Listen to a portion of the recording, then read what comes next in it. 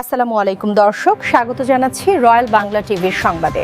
শুরুতেই দেখবেন বিস্তারিত সংবাদ।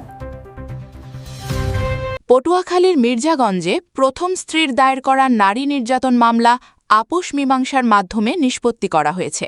আপোষের শর্ত অনুযায়ী আসামি তার প্রথম স্ত্রী ও 2 কন্যার সার্বিক ভরণপোষণ, পৃথক নিরাপদ বাসস্থান এবং 7% জমির রেজিস্ট্রি করে দিতে বাধ্য থাকবেন।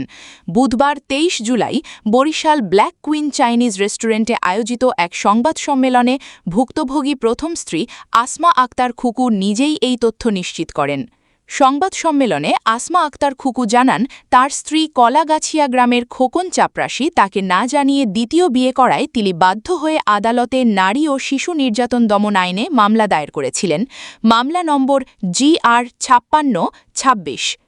পরবর্তীতে উপজেলা লিগ্যাল এইড বিশেষ কমিটির মধ্যস্থতায় উভয় পক্ষের মধ্যে এক শান্তিপূর্ণ আপোষ মীমাংসা অনুষ্ঠিত হয়। সিনিয়র জুডিশিয়াল ম্যাজিস্ট্রেট ও লিগ্যাল এইডের চেয়ারম্যান মোহাম্মদ আল আমিনের উপস্থিতিতে উভয় পক্ষের সম্মতিতে একটি সমঝোতানামা স্বাক্ষরিত হয়। চুক্তির শর্ত অনুযায়ী আসামি খোকন চাপরাশি তার প্রথম স্ত্রী ও 2 কন্যার আইন ও শরিয়া সম্মত সকল ভরণপোষণ বহন করবেন এবং তাদের জন্য পৃথক নিরাপদ বাসস্থানের ব্যবস্থা করবেন।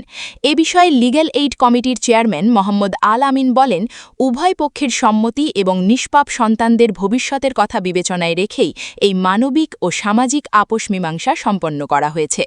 উক্ত সমঝোতানামায় প্রথম পক্ষ আসমা আক্তার খুকু, দ্বিতীয় পক্ষ খোকন চাপরাশি এবং স্থানীয় গণ্যমান্য সাক্ষীরা আনুষ্ঠানিকভাবে স্বাক্ষর করেছেন।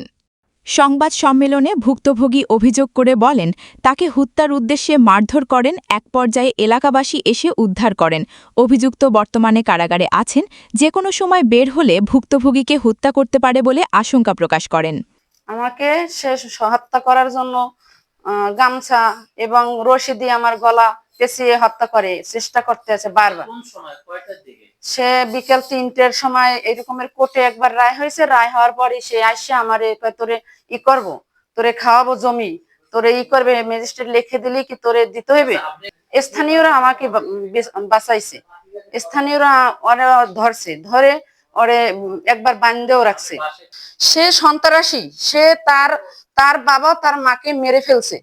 হ্যাঁ, এবং সেও আমার এরকমের মেরে ফেলার জন্য বারবার আমার এটা থানাতেও একটা কপি আছে, আমার দরখাস্ত দেওয়া আছে, সে মেরে ফেলার জন্য থানাতে বসে অনেক হুমকি দিছে।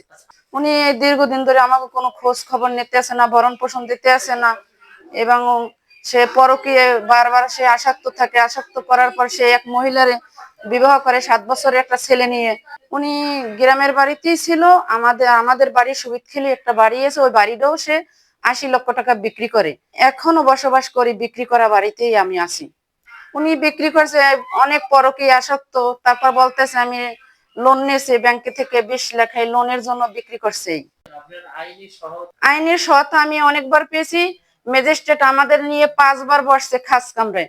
সে ম্যাজিস্ট্রেটের কথা অমান্য করে, বারবার অমান্য করার কারণে তার কাস্টডি হয়েছে। উনি জেলখানায় আছে, আমাকে ভরণ পোষণ দিতে আছে না, তারপর যে বাচ্চা দুটোর খোঁজ নিতে আছে না। আমি এর বিচার চাই প্রশাসনের কাছে। এবং আমার একটা সুবিদখালিতে একটা বাড়ি ছিল, বাড়িটাও সে বিক্রি করে ফেলছে। বিক্রি করার পর থেকে আমার অনেক অত্যাচার করতেছে, মারধর করতেছে। স্থানীয়রা আমার অনেকবার বাঁচাইছে, বাঁচানোর পরও তারপর আমার অনেক হত্যার চেষ্টা করতে আছে।